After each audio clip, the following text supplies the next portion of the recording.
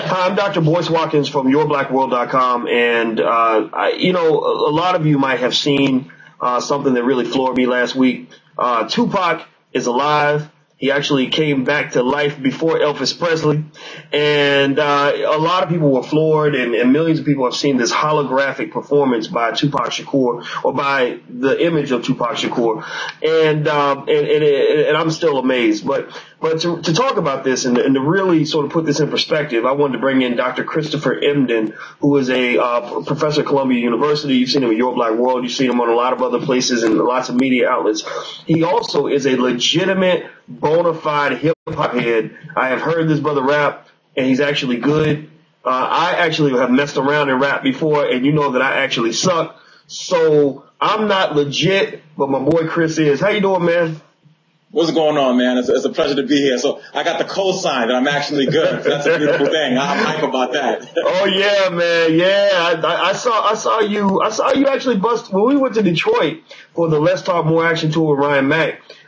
You actually busted a freestyle to the high school kids, like right there on the spot. I mean, it was amazing, man.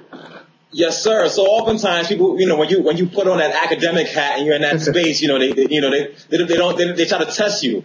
So, I have to dust off the sort of old, battle era Chris and bring that forth. A lot of folks don't know. I actually now defunct website hook.com. I did some hook.com rap battles. I have opened up for Brand Nubian in my past life and part of a group I was in called Ghost Town. So I'm actually, before a scholar, I was an MC. I call myself the MC with a PhD right now.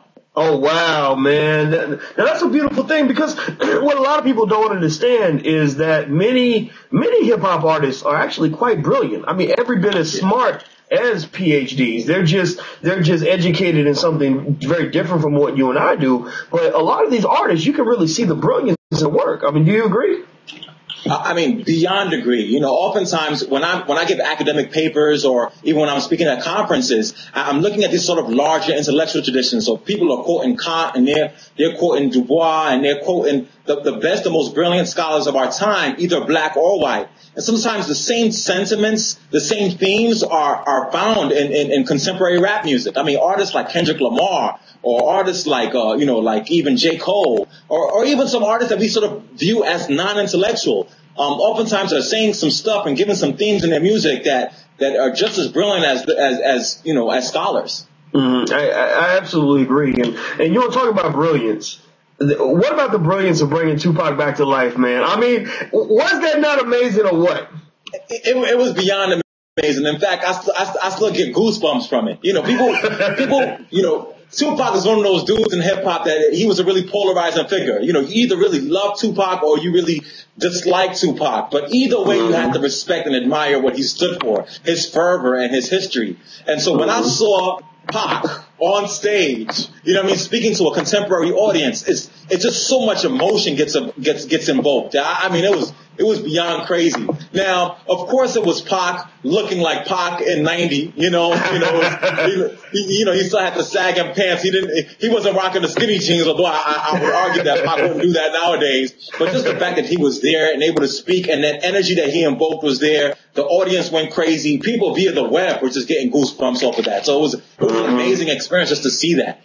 Yeah, well, it's interesting too, because if there was anybody that, first of all, here's the first thing I thought about when I really reflected on this, because you and I are kind of that generation, man, where we could really appreciate Pac as a living, breathing artist. And I remember listening to Pac every morning before I went to class when I was in college, man. I mean, he was such a, in fact, I believe that he was one of the last major artists, major black male artists to really, show and consistently express an understanding for the plight of the black male, or not necessarily an understanding of it, but just, a concern for it. You know what I mean? Like, he would talk specifically to black men. Like, he had even that, the album, I guess it was called, Strictly for My Niggas.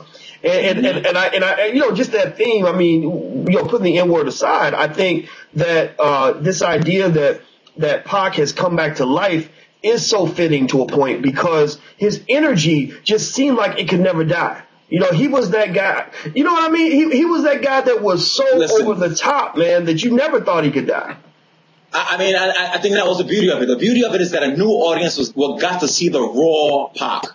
So that was a beautiful thing about it. The thing about it that disturbed me, even though I was excited about it, is Pac was such an artist in transition that you can tell he was evolving. And, what happens is that when we get an image of Pac, that was him circa 90s, we kind of get him in the process. We don't get to see him as he would have been in 2012. So we don't get to see the Pac that would have responded to the fact that we have a black president. We don't see Pac that can respond to the fact that you have school closings. So, it's beautiful to see the emotion and the fact that he can really respond to the audience. But it's so sad because you could only imagine what he would have been able to do if he was speaking to the contemporary issues of our time. We don't even see how he would have dressed differently. We can't see how he would have spoken differently, but we can still harness and love that emotion. I'm still hyped off of seeing that. And I heard a lot of cats are trying to bring a lot of folks back to life. So I heard there's a movement to get ODB and sort of back as well. And I'm like, listen, just keep that Pac, please.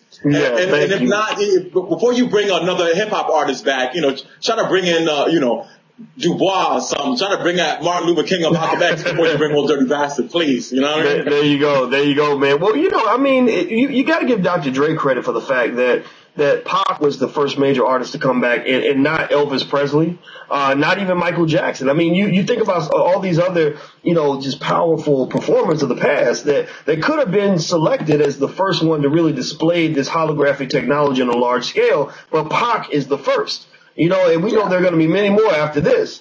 But, absolutely. So I give Dr. Dre credit for that, man. Now, I want to ask you about this, too.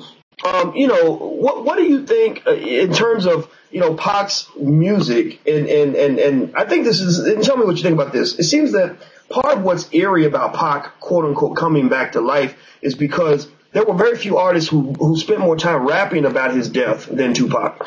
He even would rap about coming to life after death, and things like that, and so here he comes back, and it almost seems like it freaks people out. Like Mark Lamont Hill was made the necrophilia comment the other day.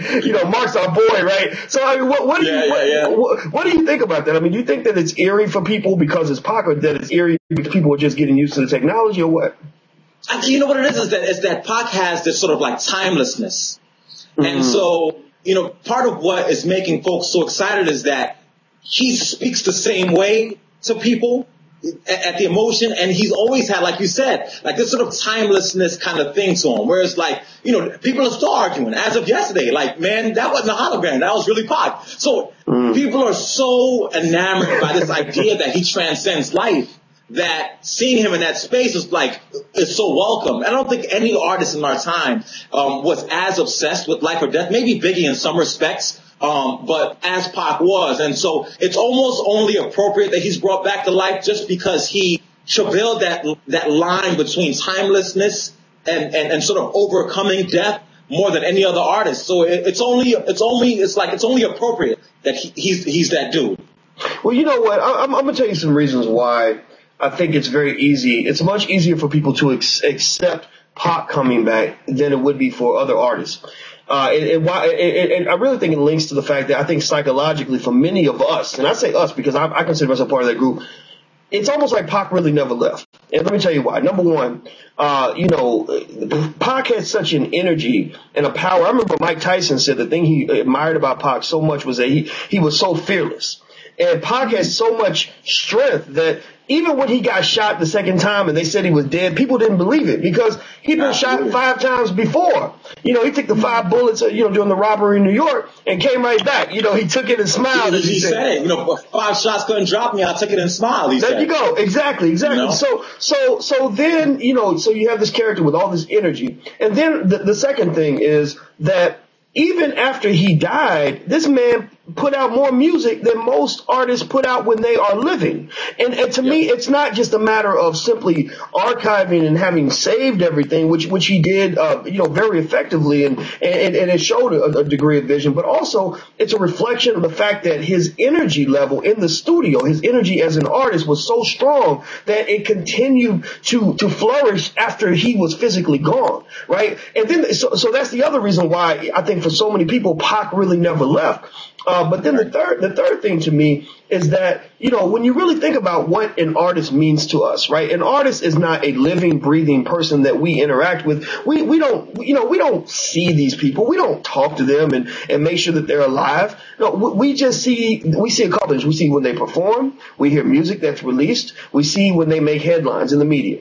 So given that Pac is coming back and Pac could be on this virtual tour, on stage performing, for the most part, he's pretty much everything that he was when he was here. Now, if they get the technology that says, if they come up with the technology that actually allows him to produce new music, then really it'll be as if Tupac is still alive. I mean, what do you think about that analysis? Well, listen, I think the analysis is spot on and brilliant. I think one other thing that I would say is that what Pac also showed was the beauty of hip-hop music and culture as an avenue for voice. I think the reason why he had that volume of work was because he had a profound appreciation for hip-hop music as an outlet of expression. So when it becomes just like your diary, you can't help but produce beautiful music. And a lot of artists nowadays that see they see rap as a vocation. They see rap as a job. They see rap as a thing to do. But it's completely different from an artist like Pac that saw the beauty of hip-hop as an avenue for voice, an avenue for dealing with my frustrations. So it was almost like a therapeutic tool. So if it's something that's therapeutic, you almost have to create more music because it's what keeps you sane. And so he speaks to the beauty of hip-hop. And I think that the theme out of that for hip-hop scholars is that if hip-hop can be that powerful as an outlet for an artist like Pac, then we should be able to use it and bring it into academic spaces so it can be as much as a tool for our black and brown youth of color who need an outlet for voice as well. That's right. And you do a very good job of that. You actually go into schools and you incorporate hip-hop as a way to get students more interested in science and learning in general. Am I correct?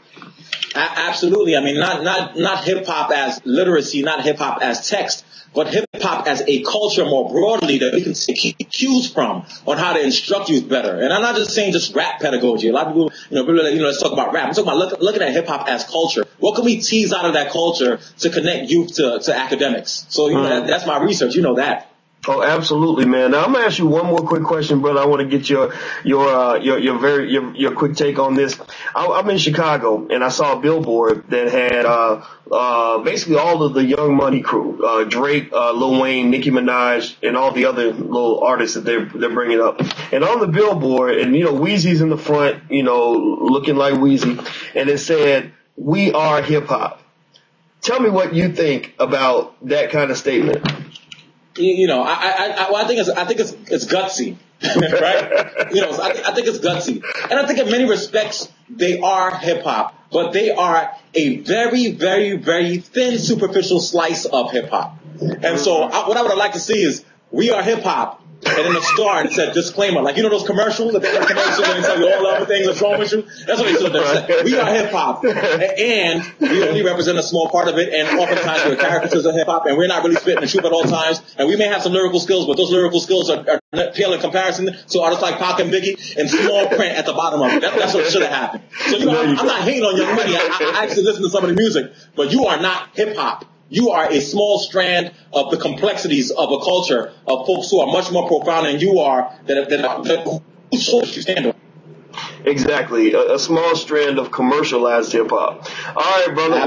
Well, thank you so much for your insights, my man. I really appreciate it. Everybody, this is Dr. Christopher Emden at Columbia University. He is an amazing scholar and writes all the time. Sometimes you'll see his stuff on Your Black World, Huffington Post, and you'll see him on other media outlets as well. And you'll hear more from him in the future. So please continue to check him out. And thank you all for checking us out at yourblackworld.com. And until we meet again, please stay strong, be blessed, and be educated. We are gone. Peace.